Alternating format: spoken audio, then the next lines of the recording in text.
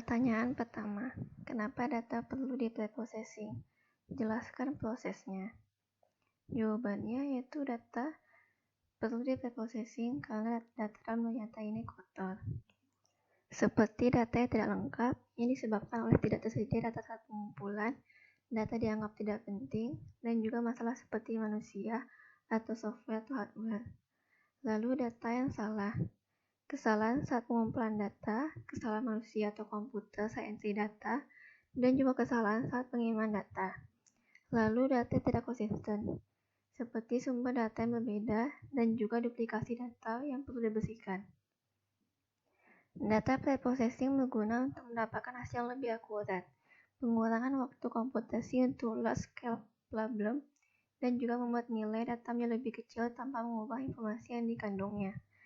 Data preprocessing ini penting karena data yang berkualitas akan menghasilkan data mining yang berkualitas juga.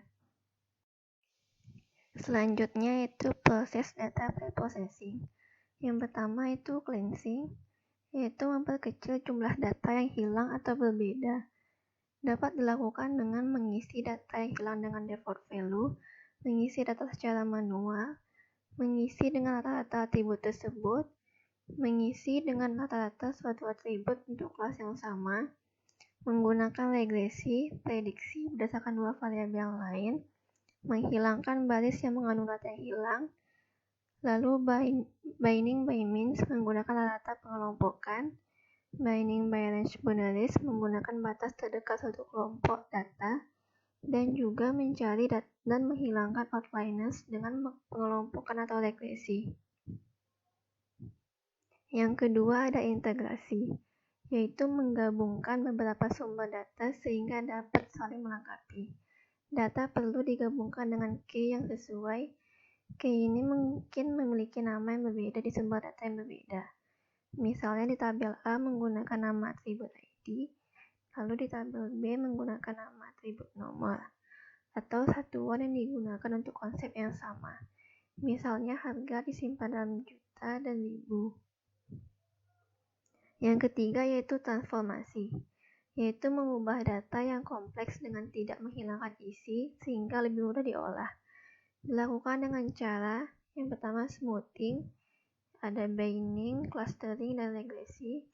Yang kedua itu agregasi, ada summarize menggunakan dimensi yang lebih general. Yang ketiga itu generalisasi, misalnya menggunakan dimensi provinsi daripada kabupaten atau grouping. Yang keempat yaitu normalisasi, mengelompokkan data sesuai skala tertentu, misalnya IPK.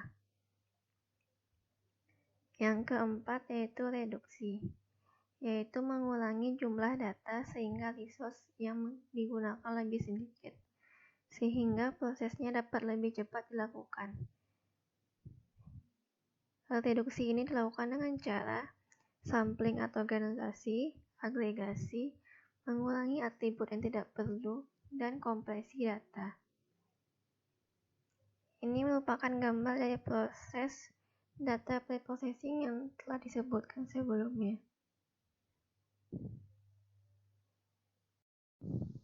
Pertanyaan kedua yaitu, misalkan data berikut akan dianalisis dengan atribut umur.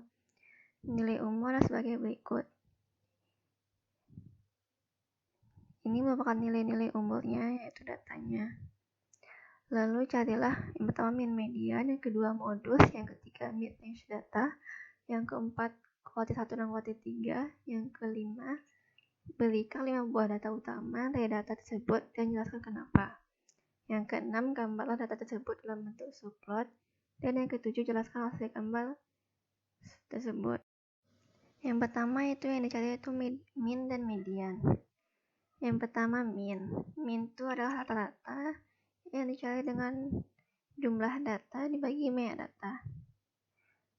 Maka hasilnya yaitu jumlah data tersebut dibagi dengan 27 sama dengan 29,96. Lalu ada median. Median itu merupakan nilai tengah. Karena datanya berjumlah 27, maka mediannya terletak pada data ke-14, yaitu yang bernilai 25. Yang kedua yaitu dicari modus. Modus yaitu jumlah nilai yang terbanyak dari satu data. Modus dari data tersebut adalah 25 dan 35, karena kedua nilai ini merupakan jumlah yang terbanyak. Yang ketiga yaitu mid-range data. Rumusnya yaitu data maksimum ditambah data minimum dibagi 2. Berarti 70 tambah 13 dibagi 2, 983 bagi 2 yaitu 41,5. Lalu yang keempat, kuartil 1 dan kuartil 3. Ini kuartil 1 dicari dengan rumus xn tambah 1 dibagi 4. Terus x n-nya tuh 27 karena jumlah datanya 27. X 27 tambah 1 bagi 4. X dikali 28 bagi 4. Berarti x-nya 97. Data yang ke-7 yaitu 20. Berarti kuartil 1 itu terdapat pada data ke-7 yang berarti nilainya 20. Selanjutnya yaitu kuartil 3. Rumusnya yaitu x 3 kali n tambah 1 bagi 4. Lalu x 3 kali 27 tambah 1 bagi 4. Berarti x-nya yang ke-21. Data yang ke-21 itu 35. Yang kelima yaitu 5 buah data utama. Yang pertama data umur yang berjumlah 27 dan merupakan data tunggal. Yang kedua data yang mempunyai modus yaitu 25 dan 35. Yang ketiga, data tersebut memiliki mean atau rata-rata yaitu 29,96 dan median 25. Yang keempat, data tersebut mempunyai mid-range yaitu 41,5. Dan yang kelima, data tersebut memiliki kuartil bawah Q1 yaitu 20 dan kuartil atas Q3 yaitu 35. Data-data tersebut merupakan data utama dan penting.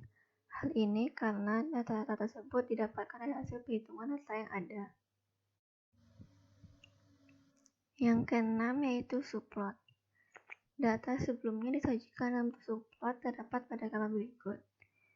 Sumbu X yaitu menentukan umurnya, sumbu Y menyatakan frekuensi. Sehingga dapat dinyatakan pada gambar tersebut. Subplot data atribut umur. Yang ketujuh, penjelasan dari hasil gambar subplot tersebut. Pada subplot itu menjelaskan hubungan antara setiap data umur yang ada dengan frekuensinya atau banyak datanya masing-masing. Pertanyaan ketiga, apa yang dimaksud dengan course of dimensionality? Jelaskan dengan contoh. Course of dimensionality ini merupakan fenomena adanya peningkatan jumlah dimensi data sehingga dapat menyebabkan turunnya performansi yang terjadi pada data mining. Hal ini sering dialami dalam aplikasi bidang biomedical engineering karena biasanya data biologi yang tersedia sangat terbatas dan penyediaannya memerlukan biaya yang tinggi. Semakin tinggi dimensi dari ruang vektor informasi yang diolah, membawa konsekuensi dibutuhkannya jumlah data dalam proses pengolahan. Pada kenyataannya seringkali terjadi. Data yang diolah berjumlah terbatas, dan untuk mengumpulkan data yang lebih banyak tidak mungkin dilakukan karena kendala biaya dan kesulitan teknis. Dalam kondisi tersebut, jika metode itu terpaksa harus bekerja pada data yang berjumlah relatif sedikit dibandingkan dimensinya, dan akan membuat proses estimasi parameter metode menjadi sangat sulit. Oleh karena itu, harus dilakukan preprocessing data dengan mengulangi dimensinya. Tujuan utamanya yaitu menghindari course of dimensionality, mengurangi jumlah waktu dan memori yang diperlukan oleh algoritma data mining, membuat data lebih mudah divisualisasikan, dan membantu mengeliminasi data yang tidak relevan. Dengan begitu, maka data akan menjadi lebih akuratif. Sekian penjelasan dan jawaban dari soal ujian tengah semester data mining dari saya. Terima kasih atas perhatiannya. Assalamualaikum warahmatullahi wabarakatuh.